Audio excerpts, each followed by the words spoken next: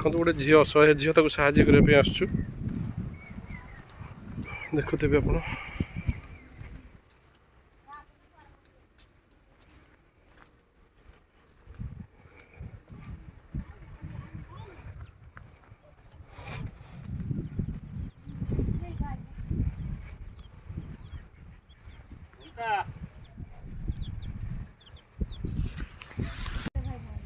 सेटा जब समझते बुझे आमर लोक दुखे रोते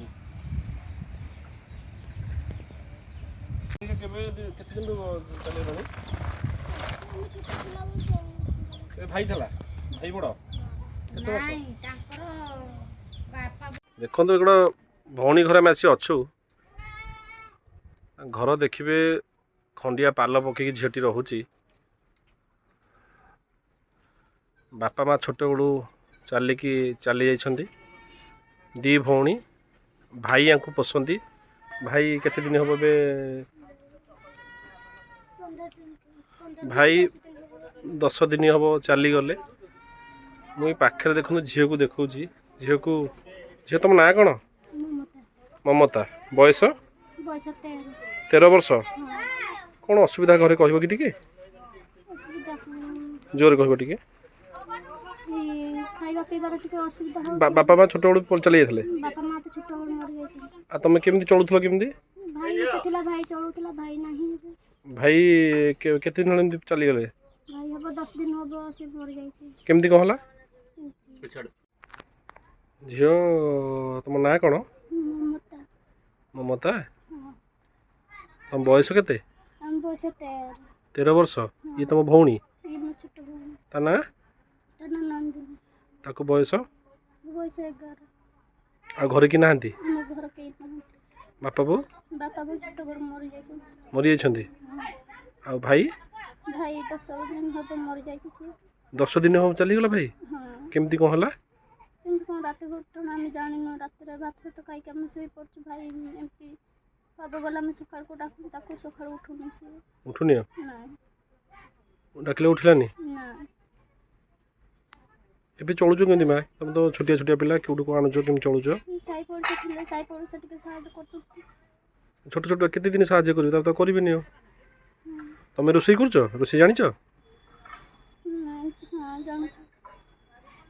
ये भंगा घर रोच वर्षा दिन पानी फाणी गलुथिबो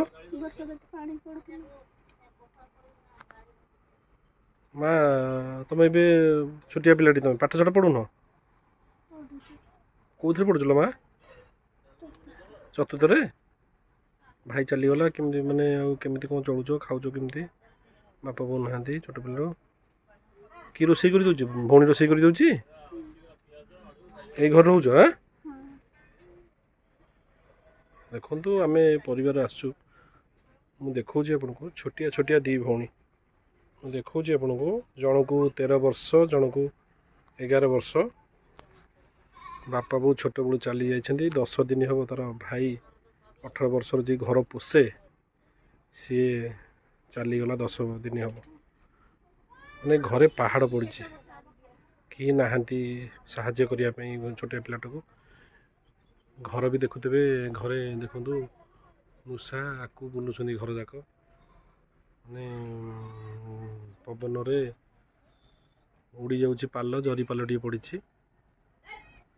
अवस्था देखुते आपणकर बहुत असुविधा एमती घर परिवार आसी पहुँचु आम हेल्प इंडिया तरफ सब सदस्य मान अनुरोध करुँचे आम घर पिलाटीर आजेस्ट टी पकईदबा ताप टे पवन रक्षा पाई से झीटी देखो ये घर देखो अपना चारिड़ खाली मूषा ये घर जाक बुलूँ पिला केमती शोचन छोटिया छोटिया पिला गुड़ाक देखुते घर जाक खाली मूषा ये जंतु जुंता खाली घर बुलूँ मुझे आपको देखा ये घर देखो आप खाली मूषा माने घर ये भाया घरे रोच भौणी समस्त सदस्य को अनुरोध करुँची दयाकर परिवार को टे हेल्प करवा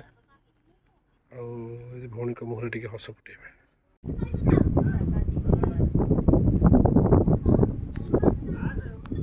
जो बयस पिला माने खेलिबा कथा 12-13 वर्षर बयस से वर्ष बोझे ମାନେ ପରିବାରର ବୋଝ। 10 ଦିନ ହେବ ଛୋଟବେଳୁ ତ ବାପା ମା ଚାଲି ଯାଇଛନ୍ତି। ଭାଇ ବି ରୋଜଗାର କରିକି ଆଙ୍କୁ ଚଳାଉଥିଲା। 17 ବର୍ଷର ଭାଇ ମିସ୍ତ୍ରୀ ମୂଲିଆ କାମ କରି ସିଏ ଏବେ 10 ଦିନ ହେବ ଆରପାରିରେ। ଘରର ବୋଝ ମୁଣ୍ଡେଇଛନ୍ତି 2 ସାନ ଭଉଣୀ। ଛୋଟିଆ ଭଉଣୀ ଏଇ ଝିଅଟିକୁ 11 ବର୍ଷ। ପରିବାରର ବୋଝ ମୁଣ୍ଡେଇଛନ୍ତି 2 ସାନ ଭଉଣୀ। ଖେଳିବା ବୟସରେ ମୁଣ୍ଡରେ ଏବେ ପରିବାରର ବୋଝ। ଭଉଣୀ କ'ଣ କହିବେ? ଆପଣ ତ ଘର ପଡ଼ୋଶୀ, 2 ପିଲା ବିଷୟରେ କ'ଣ କହିବେ? ତାଙ୍କର କ'ଣ ଅସୁବିଧା ହେଇଛି? କ'ଣ ଅସୁବିଧା କରିବୁ? ତାର ଭାଇ ଗୋଟେ ଥିଲା, ତାଙ୍କୁ ଆଣିକି ଦେଉଥିଲା। ଆଉ ତା ଭାଇ ତ ଏବେ ଚାଲିଗଲା 10-15 ଦିନ ହେଲା। 10-15 ଦିନ ତାପରେ ତାଙ୍କ ବାପା ମା ନାହାନ୍ତି, ସେ ଛୋଟବେଳୁ ପଳେଇ ଯାଇଛନ୍ତି। ଭାଇ କେତେ ବର୍ଷ ହେବ? ଭାଇକୁ କେତେ ବର୍ଷ ହେବ ଆମେ କହିପାରିବୁ ନା, ସାହି ପଡ଼ିଶା ଲୋକ କହିକି ଆମେ କହିପାରିବୁ। ସେ ଘର ଚଳାଉଥିଲା? ସେ ଘର ଚଳଉଥିଲା। ସିଏ ଚାଲିଗଲା କେମିତି କ'ଣ ହେଲା ତାର? କେମିତି କ'ଣ ହେଲା ଆମେ କହିପାରିବୁ ନା। ଆମେ ତ ଯେମିତି ଖଟିକି ଆସୁଛୁ, ଖାଇ ପିଇକି ଶୋଉଛୁ, କାହା ଘର କ'ଣ ହେଉଛି ଆମେ ଜାଣିପାରୁନୁ। ସକାଳୁ ଶୋଇଥିଲା, ଦେଖିଲା ବେଳକୁ ଲୋକ ସମସ୍ତେ ଦେଖିଲା ବେଳକୁ ସେ ଲୋକ ନାହିଁ, ଆଉ ଉଠୁନି, କଥା କିଛି କହିପାରୁନି। କେମିତି ଚଳୁଛନ୍ତି 2 ଭଉଣୀ ଛୋଟିଆ ପିଲା? କ'ଣ କରିବା? ଆମେ ଯାହା ସାହି ପଡ଼ିଶା ଲୋକ ଦେଉଛି। ଆଉ ଏ ତ 12 ବର୍ଷ 13 ବର୍ଷ ଛୋଟିଆ ପିଲା। ହଁ, 12-13 ବର୍ଷ ଏବେ। ଏ ତ ଘରେ ଆଜବେଷ୍ଟ ନାହିଁ, ଜରି ବୁଲୁଛି, କେମିତି କ'ଣ ହେଉଛି? ଶୋଉଛନ୍ତି କେମିତି? ସେମିତି ଆଉ ଶୋଉଛନ୍ତି। ଏକା ତ କ'ଣ କରିବା? ଅସୁବିଧା ଆଉ ଅସୁବିଧା ତ ଚଳୁଛନ୍ତି ସେମିତି। ଆଉ ସାହି ପଡ଼ିଶା ଲୋକ ଯାହା ଦେବା କଥା ଦେଉଛନ୍ତି, ସେମାନେ ଖାଇକି ରହୁଛନ୍ତି। ଦେଖନ୍ତୁ ଏ ଘରର ଅବସ୍ଥା ଦେଖନ୍ତୁ। ଛୋଟିଆ ପିଲାଟିଏ, ଭାଇ ରୋଜଗାର କରୁଥିଲା, ଘରଟି ଖାଲି ଆଜବେଷ୍ଟ ମାନେ ଜଷ୍ଟ କରିଛି। 18 ବର୍ଷର ଭାଇ, ସେ 10 ଦିନ ହେବ ଚାଲିଗଲା। ଛୋଟବେଳୁ ବାପା ମା ଚାଲି ଯାଇଛନ୍ତି। ଏଇ ଘରେ 2 ଭଉଣୀ 13 ବର୍ଷର ଆଉ ଗୋଟିଏ 11 ବର୍ଷର 2 ଭଉଣୀ ରହୁଛନ୍ତି। ପଡ଼ିଶାଙ୍କ ଘର ଦେଖୁଥିବେ ଆପଣ, ଏଇଠି ରହୁଛନ୍ତି। ମାନେ ସମସ୍ତ ସଦସ୍ୟଙ୍କୁ ଅନୁରୋଧ କରୁଛି ଟିକେ ଆଙ୍କର ମାନେ ସାହାଯ୍ୟ କରିବା ପାଇଁ। ଆଙ୍କ ଟିକେ ଆଜବେଷ୍ଟ କେମିତି ଟିକେ ପକାଇଦେବା ପିଲାଟିର। ଛୋଟିଆ ପିଲାଟିଏ ଏଇ ଘରେ ରହୁଛନ୍ତି, ଆପଣ ଦେଖୁଥିବେ। ଆପଣ ଇଏ ହେଉଛି ଘରର ଅବସ୍ଥା। ଆଉ କ'ଣ କହିବି ଆପଣମାନଙ୍କୁ? ମାନେ ଦୁଃଖ ତ ମାନେ ପାହାଡ଼ ମାଡ଼ି ବସିଛି ଆଙ୍କ ଉପରେ।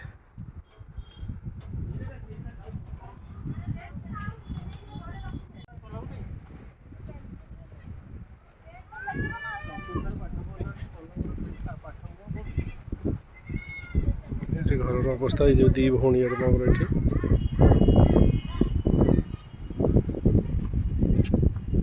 ଇଏ ହେଉଛି ସେଇ ଘର।